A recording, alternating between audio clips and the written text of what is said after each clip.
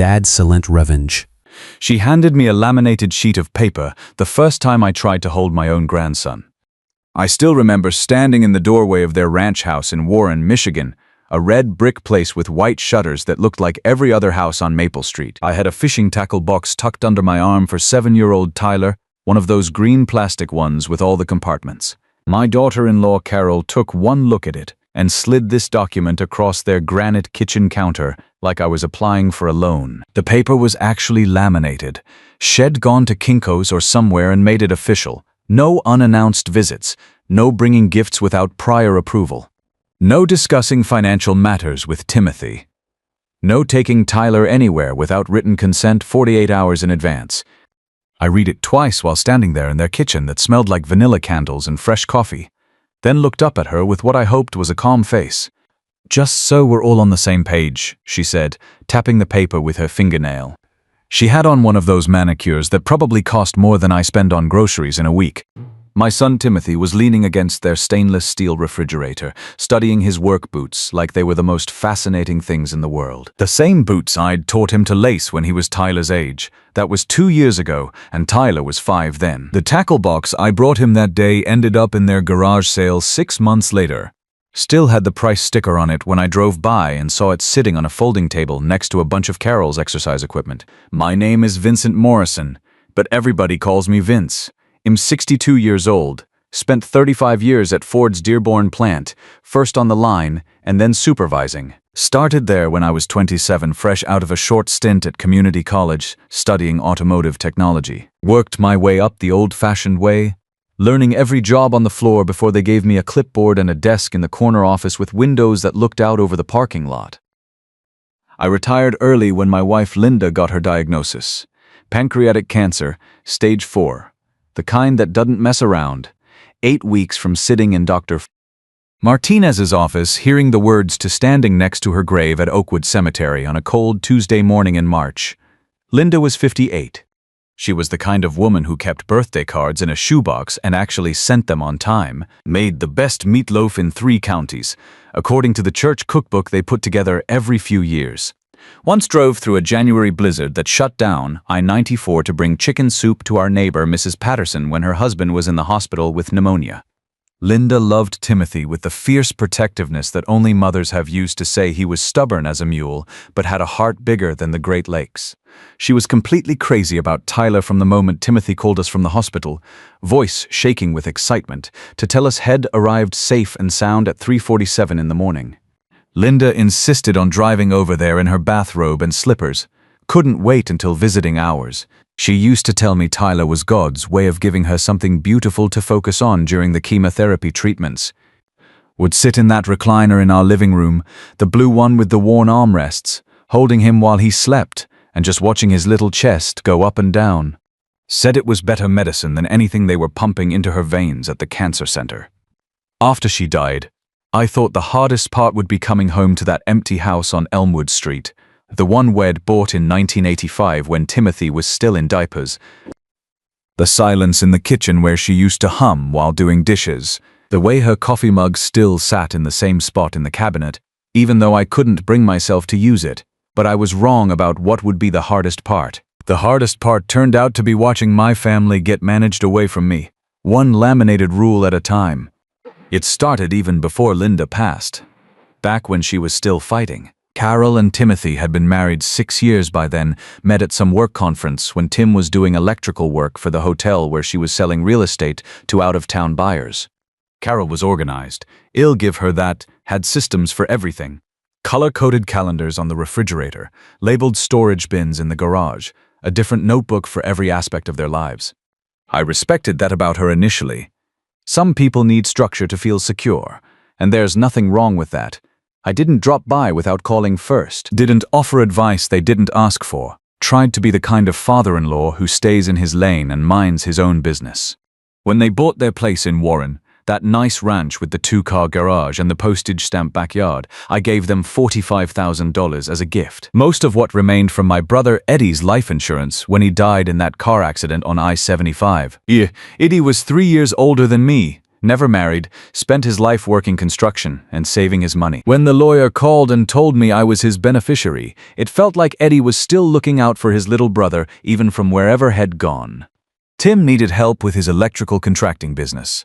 Needed a new work truck, some upgraded equipment, maybe a little cushion to get through the slow months. I didn't attach strings to that money. Didn't ask for a business plan or demand to see receipts. Family helps family, that's how Eddie and I were raised by our old man, who worked 30 years at River Rouge and never missed a day. What I didn't understand at the time was that in Carol's mind that $45,000 wasn't a gift from a father to his son. It was an investment in her household, and like any investor, she expected returns. She started calculating what my involvement was worth to her bottom line, and apparently she decided I needed better management. After Linda's funeral, I tried my best to stay connected to Tyler without getting in Carol and Tim's way. I'd call ahead before visiting, usually aiming for Saturday afternoons when Tim wasn't working. Kept my visits to 2 or 3 hours, long enough to really spend time with Tyler, but not so long that I'd wear out my welcome. I'd bring him little things. A book about trucks from the library book sale, a model airplane kit we could work on together. Sometimes just a Snickers bar from the gas station near my house, because Linda used to sneak him chocolate when Carol wasn't looking, and it felt like keeping a piece of her alive. Watching Tyler grow up felt like the most natural thing in the world. He had Linda's eyes, this serious gray blue that would light up like Christmas morning when he got excited about something. And Lord, did that kid ask questions. Grandpa Vince, why do trucks have so many gears? How come some clouds are white and some are gray? Do you think Grandma Linda can see me from heaven? That boy could ask questions faster than I could think up answers, but I loved every single one. Linda used to say he got that curiosity from me, the way I'd always been poking around under the hood of cars or taking apart radios just to see how they worked. But every few months, something would shift in the household dynamics. It started small, the kind of changes you might not notice if you weren't paying attention. The Saturday visits began getting shorter. First it was because Tyler had a play date, then because Carol had scheduled a house showing and needed the place to look presentation ready, then because Tyler needed his nap at exactly 2 p.m. and couldn't be disturbed. The 48-hour notice rule appeared sometime around Tyler's 6th birthday. Carol explained it as a courtesy thing, said it helped her plan better. Then I was asked not to park in their driveway because it looked unprofessional when her real estate clients drove by for appointments. Had to park on Maple Street, sometimes 3 houses down if the neighbors were having company. The food restrictions came next. Suddenly Tyler had all these dietary sensitivities I'd never heard about. No sugar after lunch, no artificial colors, no processed snacks. Carol handed me a typed list of approved foods, printed on her office letterhead like it was some kind of medical prescription. The Snickers bars I used to bring became contraband. One Saturday in October, I drove the 45 minutes from my house in Dearborn to their place in Warren, same as I'd been doing for months. It was one of those crisp fall days when the leaves are turning and the air smells like wood smoke from people's fireplaces. I'd brought Tyler a book about Michigan lighthouses, something I thought we could read together. Carol answered the door wearing workout clothes and that tight smile she reserves for difficult conversations. "Oh, Vince, this isn't really a good time." Tyler's exhausted from soccer practice, and I think he's coming down with something. I could hear Tyler in the living room, playing with his Lego trucks, making engine noises like any healthy 6-year-old. Didn't sound exhausted to me. "I drove all the way over," I said. "Maybe just for a few minutes?" She glanced back toward the living room, then at me. "I really think it's best if we reschedule. I'll have Tim call you." The door closed before I could respond, leaving me standing on their front porch with a lighthouse book under my arm and nowhere to go but back to my empty house. I mentioned it to Timothy the next time we talked. This was back when we still had regular phone conversations, usually on Wednesday evenings while he was driving home from whatever job site had been working. "She just likes things organized, Dad," he told me, and I could hear him eating something crunchy, probably one of those protein bars Carol bought in bulk from Costco. "You know how she is about schedules." I did know how she was about schedules.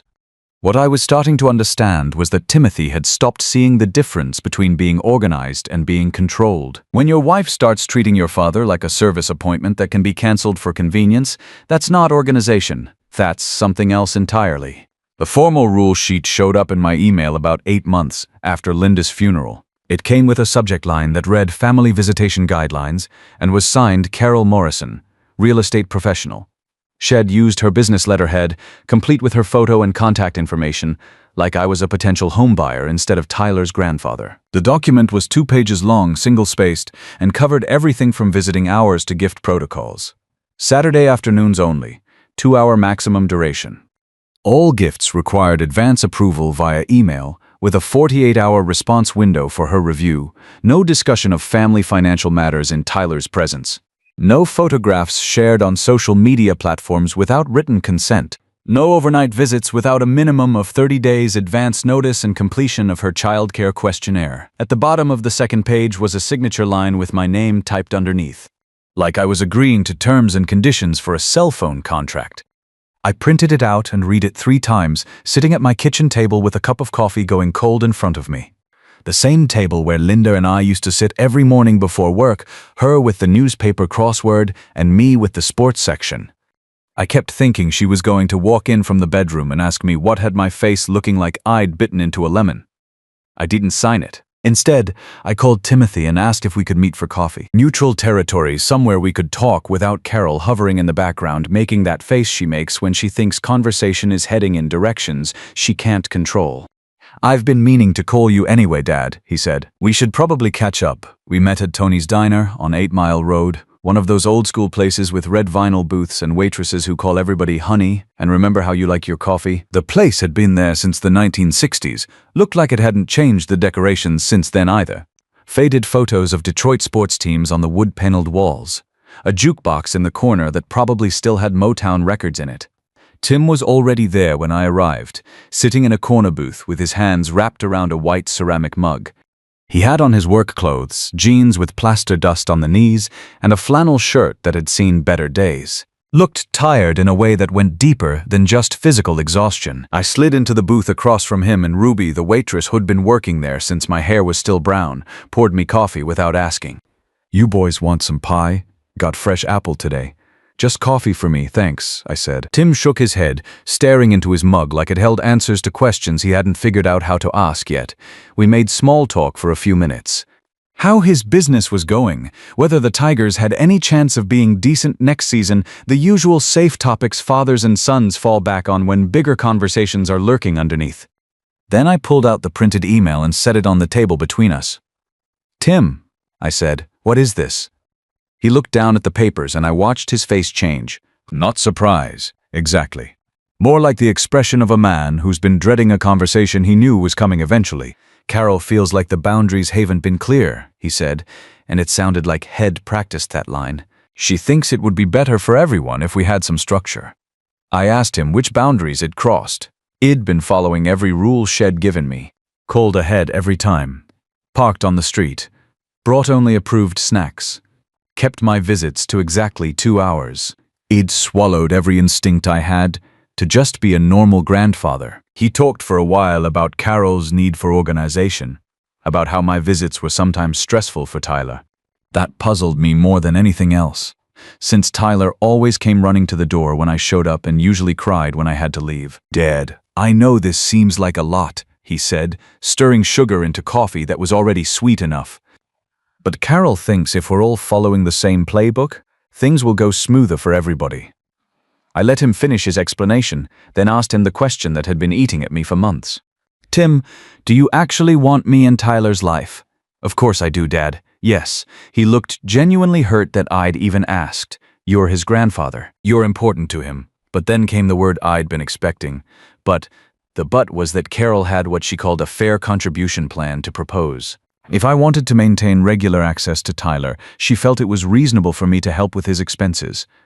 Not occasional gifts when I felt like it. A standing monthly payment of $650, transferred directly to an account she managed, as a condition of continued visitation rights. "She calls it a family support arrangement," Timothy said, finally looking up from his coffee. "Like, you get the benefit of spending time with Tyler, so you should contribute to the costs of raising him." I sat there in that vinyl booth, listening to my 38-year-old son explain why I'd need to pay $650 a month to see my own grandson. Like Tyler was a cable subscription I could upgrade or cancel depending on my budget. "And if I don't agree to this arrangement?" I asked. Tim shifted uncomfortably. She thinks maybe it would be better to take a break from regular visits until Tyler's older and can make his own decisions about relationships. Until he's older? Like I had unlimited time to wait around for my grandson to turn 18. Like I was guaranteed to be here in 11 years to collect on that promise. I told him I needed some time to think about it. He nodded like that was perfectly reasonable, like we'd been discussing lawn fertilizer instead of putting a price tag on family love. I drove home through the late afternoon traffic on I-94, the kind of slow crawl that gives you too much time to think. My house in Dearborn felt smaller when I walked in, like the walls had moved closer together while I was gone. I sat at my kitchen table, the same spot where Linda and I used to plan our days and argue about money and decide which relatives to visit on holidays. The coffee mug Shed used every morning was still in the cabinet above the sink. I'd never been able to bring myself to use it or put it away. It just sat there on the shelf like a bookmark, holding the place where our life together had stopped. I kept thinking about something my old shop steward at Ford used to say. When management starts changing the rules in the middle of the game, you better check what's in the books. Sal Kowalski had been fighting contract disputes for 25 years, and he taught me that problems usually leave paper trails. You just have to know where to look and how to ask the right questions. I had a business card tucked in my desk drawer, something my neighbor Barbara Stevens had given me after her son went through a complicated divorce. Gerald Patterson, family law attorney. Shed said he was the patient type who didn't get rattled when emotions ran high and money got tangled up with hurt feelings. I called Gerald Patterson the next morning, right after my first cup of coffee and before I could talk myself out of it. His secretary put me through within 10 minutes, and I spent the next hour laying out the whole situation. The gift money, the escalating rules, the monthly payment demand, all of it. Gerald listened without interrupting, which I appreciated. When I finished, he was quiet for a moment, and I could hear him writing something down. "Mr. Morrison," he said finally, "I want you to do a few things before we meet in person. First, save every email, every text message, every document Carol has sent you. Print them out and put them in a folder. Second, write down the dates and details of every visit that was canceled or restricted. And third, I want you to talk to your accountant about that $45,000. I asked him why the accountant mattered. My taxes were straightforward. Pension, a little social security. Nothing complicated. Because gifts to family members can be treated differently under family law, depending on how they were given and documented. And before we do anything else, I'd like to understand exactly what financial relationship exists between you and your son's household." I'd been using the same accountant for 18 years. Nancy Coleman worked out of a small office above the hardware store on Michigan Avenue. Kept files like they were historical documents, everything organized and cross-referenced. If you needed a receipt from 2003, Nancy could find it in 5 minutes. I called her that same afternoon, told her what was happening, asked her to pull everything related to the $45,000 gift, bank transfers, correspondence, any documentation that showed how the money had moved and where it had ended up. "Give me a couple days, Vince," she said. "I'll need to request some additional records from the banks. Make sure I'm seeing the complete picture." What Nancy found was something I hadn't been paying attention to at the time. The $45,000 I'd given Tim and Carol hadn't all gone toward his truck and business equipment like Eve assumed. Nancy showed me a series of bank records, transfers that painted a picture I hadn't seen clearly before. About 6 months after I'd given them the money, roughly $18,000 had moved from Tim and Carol's joint checking account into a separate account that had been opened in Carol's name alone. The transfers happened in smaller amounts over the course of about a year. $4,500 here, $2,200 there, amounts that wouldn't necessarily catch attention if you weren't looking for patterns. But when you added it all up, it totaled exactly $18,000 of my brother Eddie's life insurance money sitting in an account Tim probably didn't know existed. Money that was supposed to help his business, being quietly moved into his wife's personal investment portfolio. I sat in Nancy's office for a long time after she showed me those bank records. The afternoon sun was slanting through her blinds, making patterns on the desk between us. I thought about Tim's face at Tony's diner, that careful expression like he was walking through a minefield. I wondered how much of what He'd been telling me was Carol's script, and how much he actually believed. I wondered if he knew about the account, decided he probably didn't. That made it worse somehow, not better. Gerald and Nancy worked together over the next 6 weeks. I didn't say a word to Tim or Carol during that time. I kept calling ahead for my Saturday visits, kept following every rule on that laminated sheet, kept showing up on time with my car, parked 3 houses down on Maple Street. Carol would let me in for exactly 2 hours. I'd sit on their beige sectional sofa and watch Tyler work on puzzles or build elaborate cities with his Lego blocks. Told him stories about the old days at the Ford plant, about the time I helped build the truck that delivered his birthday cake to the hospital when he was born. Tyler asked me once during that period why I looked worried. "I'm not worried, buddy," I told him. "Just thinking about some grown-up stuff." "What kind of grown-up stuff?" He wanted to know because 7-year-olds think adult problems are as interesting as everything else in the world. "About how much I love spending time with you," I said. He accepted that with the matter-of-fact confidence of a child who's never doubted his loved, and went back to building what he told me was a fishing boat for the 2 of us to use. In the 7th week, Gerald called and said we had everything we needed. He'd drafted a formal letter outlining the $45,000 gift, now documented as a loan given how the funds had been redirected, requesting full repayment. The letter also asserted my rights as a grandparent under Michigan family law, which allows grandparents to petition the court for access when that access is being unreasonably denied. The letter was professional, not angry, just very, very clear about what the documentation showed and what my options were. Nancy had also prepared a financial summary showing every transfer, every date, the secret account, the amounts. A clean picture of what had happened to $18,000 of money I'd given to help my son's family. I put both documents in a large manila envelope. Called Tim and asked if I could come by Saturday, same as usual. He said sure, no problem. I drove to Warren with the envelope on my passenger seat, right next to Tyler's early Christmas present, a model of the Mackinac Bridge we could build together. Carol answered the door wearing her usual smile, the polite one she uses for difficult neighbors and uninvited salespeople. "I have something for Tim," I said when she started explaining that Tyler was having a rough day and maybe I should keep the visit short. "He's watching the Lions game and it's really not the best. It'll just take a minute," I said. "Could you get him for me?" Tim came to the door, saw the envelope, and I watched something shift in his expression. Fear, maybe. Or relief that whatever had been building was finally here. I handed him the envelope. He opened it right there in their doorway, Carol standing behind his shoulder, and read the first document. I watched the color drain from his face. Not guilt at first.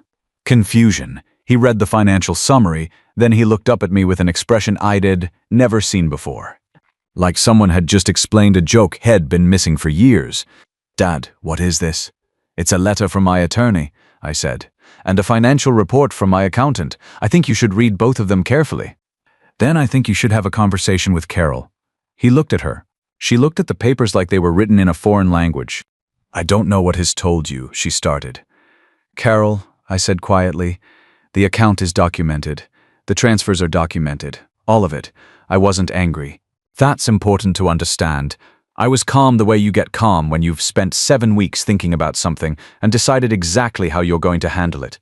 Tyler appeared at Tim's side, slipping under his arm. "Hi, Grandpa Vince," he said, looking up at me with those gray-blue eyes that reminded me so much of Linda. "Hey there, buddy," I said. Tim read both documents twice, right there in the doorway. Carol tried to explain the transfers as college savings, as investment planning, as a misunderstanding. But the documentation was clear, and after a while she stopped talking. "Come inside, Dad," Tim said finally. 6 months later they were separated, and I was picking Tyler up every Saturday morning for fishing trips to the lake near my house. We look for what he calls the monster base because that's what I told him lived in the deep water near the fallen tree, and I've never corrected him because his version sounds better than mine. Last weekend, Tyler caught his first real keeper, a largemouth bass that bent his little fishing rod almost in half. He called me on my cell phone before Wed even gotten the fish in the cooler, so excited he could barely get the words out. "Grandpa Vince, I got him. I got the monster bass." I took a picture of him holding that fish, grinning like he'd just discovered buried treasure, and I sent copies to Tim and kept one for myself. It's sitting in a frame on my kitchen windowsill now, right next to the photo of Linda holding Tyler in the hospital the day he was born. She would have made such a fuss over that fish. Would have called everyone in her address book, probably would have insisted I mount it on the wall. I like to think she was watching from wherever she is now, laughing at both of us covered in lake water and fish slime, proud as anything of her grandson and his first real catch. What I learned is this: when someone tries to charge you admission to your own family, that's not love. That's a business transaction, and family should never be for sale. Document your generosity. Trust but verify. And remember that grandparents have rights too. Not just in your heart, but in the courts where it matters when push comes to shove.